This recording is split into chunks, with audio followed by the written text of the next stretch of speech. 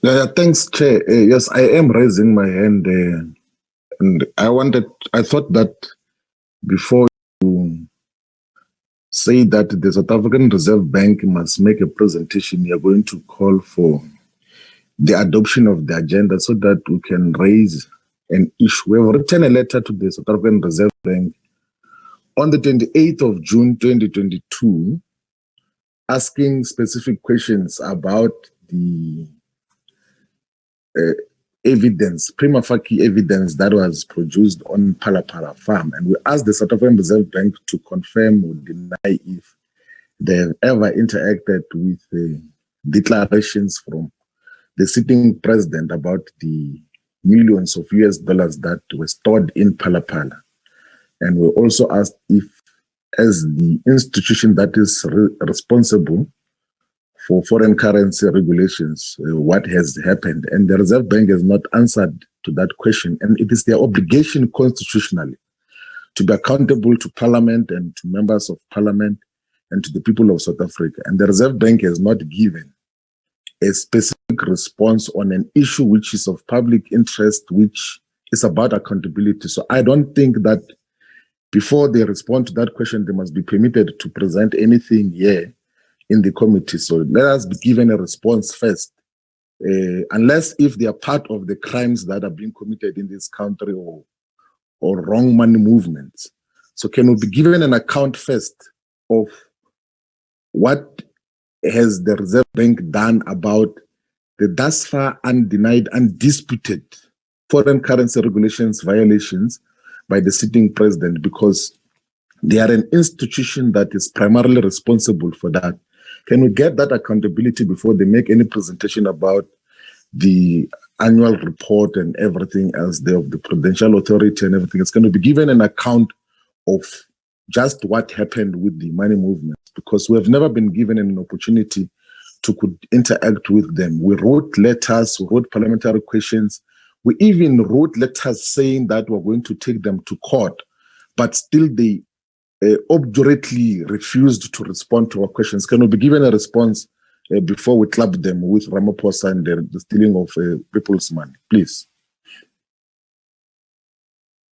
Okay, Honorable Shivambu. So you wrote a letter to the Reserve Bank. Let's get the response from the governor as to how are they attending to the letter that you have written to them, so that we can proceed and see how they will want the matter to be processed. Governor, there is that request from Honorable Shivambu about their correspondence to you on the matter that he has raised. Will it be covered in your presentation, or how will you want it to be processed? Well, we will take your guidance. We do not have it covered in the presentation. We understood that we would be presenting our annual report here. We did respond to the letter, by the way, and it was not just a letter that had come from Honorable Shivambu. It was a letter from a number of political parties, and the response was exactly the same. Once we get any report of any possible violations of foreign exchange control regulations, we engage with the particular party, I mean, whether it is an individual or a company, and it is practice that we do not comment on any of our investigations because we do not want to undermine the investigations. We are cooperating, we are working with the law enforcement authorities on this, and I do not think that it would serve us any good trying to get into the details of what is going on. It would undermine the investigations that we are doing. Have you responded to the letter from the EFF? Yes, we did. Chairperson, can we quickly intervene here? Because I think the governor of the Reserve Bank is taking us for granted here. He's reducing Parliament to some media request for a comment. We're not asking for your comment. We're asking you for accountability as an institution that must enforce foreign currency regulations. We're not asking for a comment from you. We're asking you to confirm if you are doing anything about the violation of the foreign currency regulations. We're not asking for a comment from you. We're not a media house. We are elected by the people of South Africa to hold the executive and yourselves accountable. We're not asking for a comment from you. We're asking you to perform your obligations. Did you do anything about a prima facie violation of foreign currency regulations? That is what you must be responding to. We're not asking for a comment from you. We're asking for accountability. You have got an obligation. It doesn't matter how you feel personally, whether you want to protect the sitting president or not, but you have got an obligation to respond to Parliament truthfully, if you are doing something or not. That is what we're looking for, and you must respond to that here before you present anything in terms of what is required from the Reserve Bank. That is what we're waiting for now. Honorable Shivambu, have you received the response from the Reserve Bank, as the governor is saying that he responded? Chair, what the letter from the Reserve Bank said is that we have got no comment. We treated that as if we were a media inquiry. We is asking for a comment from the Reserve Bank. That is not a response. It was a refusal to respond to the specific questions. The specific questions were asking for accountability. What the Reserve Bank governor said was that he doesn't have a comment. And what kind of nonsense is that?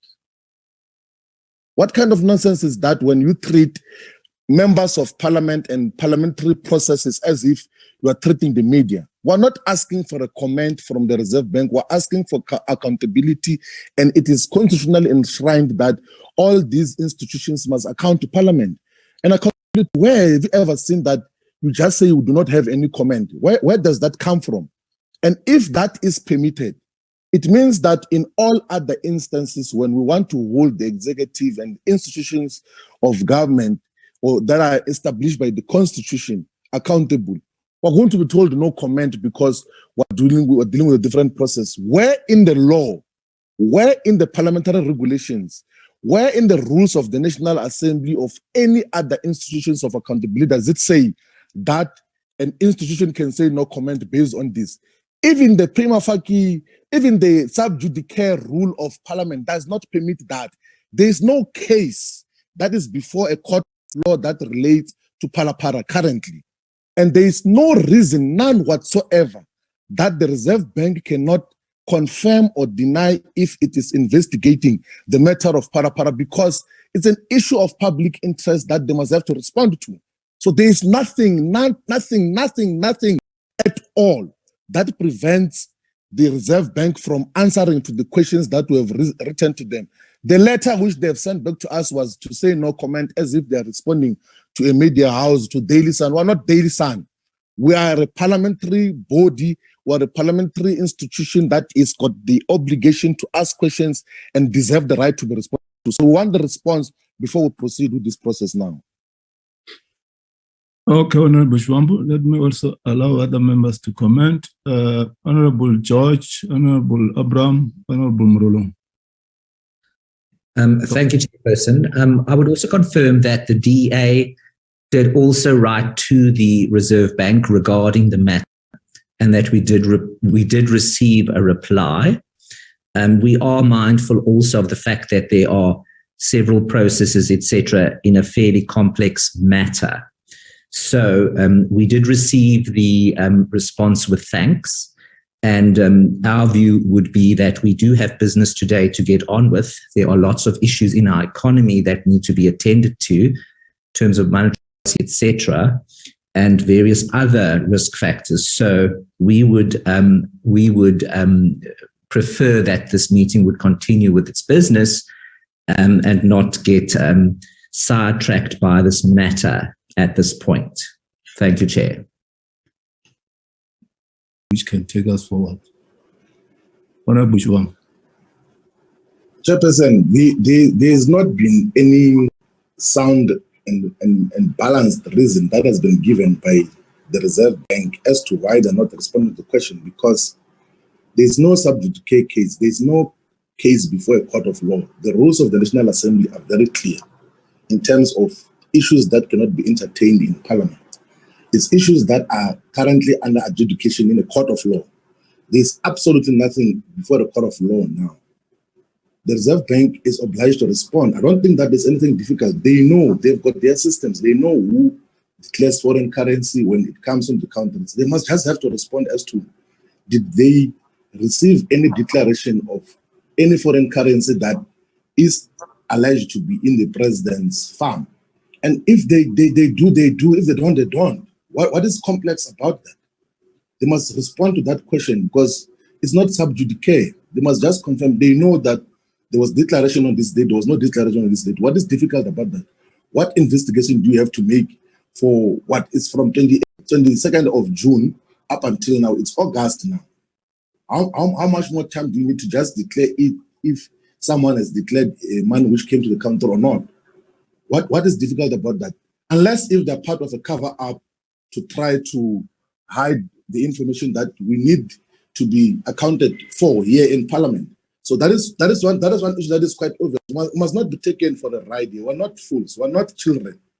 We must be given proper responses by the institutions that account to us, and the response must be given. Maybe if we say we must be given a different day, let's say tomorrow. Let's convene a special meeting tomorrow to get a response. They must just go to their foreign currency records to check if there is a declaration by president. Then we know what is happening, because we cannot be held at ransom and not be given answers by a Reserve Bank, which is supposed to be accounting to Parliament. So let us get that response as urgent as possible. It was supposed to be given a long time ago. So they are here now, they must give it to us because they know whether there was declaration or not. It's not an issue that requires any further investigation. It's not an issue that requires an investigation at all. So let us be given a response so that we know what is happening. Please, Chairperson. Okay, thanks, Honorable Shivambu. Governor and your team, that's it.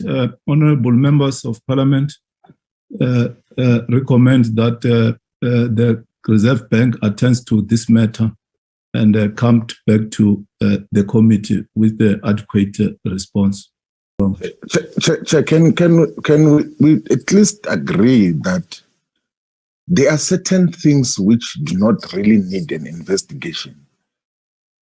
To know if someone has declared foreign currency into the country does not need a very long investigation. Let's agree that it must not take more than 7 days. Like, there must be a meeting where the Reserve Bank comes back here to confirm or to say or deny that there was foreign currency that was declared by the sitting president. Can we be given a specific date? We can say, because we can't live here with an open-ended process where we do not know when it's going to come, because we're most likely going to be trapped into this, what appears not to be a cover-up by the Reserve Bank as well. Let's be given a specific date so that we know as to when are we going to be given the requisite and necessary constitutionally obligatory response as to whether there was declaration of foreign currency that was brought into the country or not. The Reserve Bank has got an obligation to do so. This institution does not belong to them as individuals. It is our institution, it's the institution of the people of South Africa. It doesn't belong to anyone who is occupying the office temporarily now. And that is one thing, because the other option which we have and can have huge implications is to force them through the courts to respond to this question. And we do not want to do that. Because if we take the court option, we're going to demand that the costs of the legal processes must be taken to them as individuals. They must pay the legal costs, because it's not necessary to just avoid the question because they're trying to cover up for a sitting president. It's unethical, it's wrong, it's unacceptable. So let's give them at least a week. We must agree that by next week, Wednesday, we must have been given proper responses on issues that relate to the Reserve Bank. Then we can move it from there, not without a date of when they're going to respond to the questions. Because if we leave it open-ended, they're going to do those things of no comment as if they're responding to media. We're not media, we're members of Parliament.